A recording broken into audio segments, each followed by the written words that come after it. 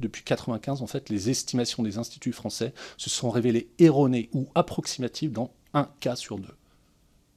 Alors, dans quel secteur professionnel on tolère en fait que des individus fassent une erreur sur 2? Imaginons, je ne sais pas, un médecin qui soigne bien un patient sur 2, voilà, un boulanger qui fait une baguette sur 2 qui soit comestible, etc.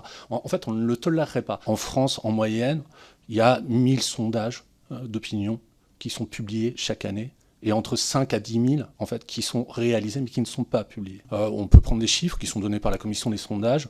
En 50 ans, le nombre de sondages réalisés dans le cadre des campagnes présidentielles en France a été multiplié par 40. On est passé de 14 sondages en 65 à 560 en 2017. On a l'impression que maintenant, ce sont les sondages qui fabriquent les candidatures, ils participent de la sélection des candidats.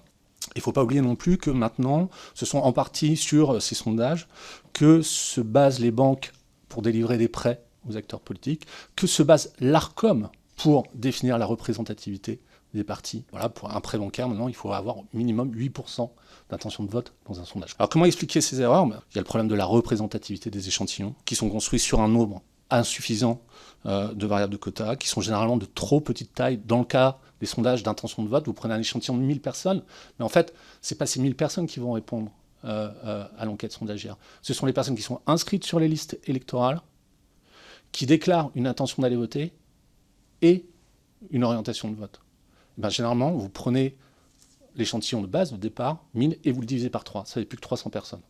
Je veux dire, pas besoin d'avoir suivi des cours de statistiques pour savoir qu'avec un échantillon de 300 personnes, on parvient évidemment à des prévisions qui n'ont aucun rapport avec la réalité finale. Et on est sur des échantillons en ligne qui sont très problématiques. Tout le monde peut s'inscrire sous n'importe quelle identité. Et effectivement, ce qu'on découvre, c'est incroyable. Moi, je me suis appelé John. Je ne m'appelle pas John. Et je remplissais à peu près n'importe quoi. Je déclarais que j'étais une femme, que j'étais ouvrière, que j'habitais le nord dans la France, que j'étais musulman.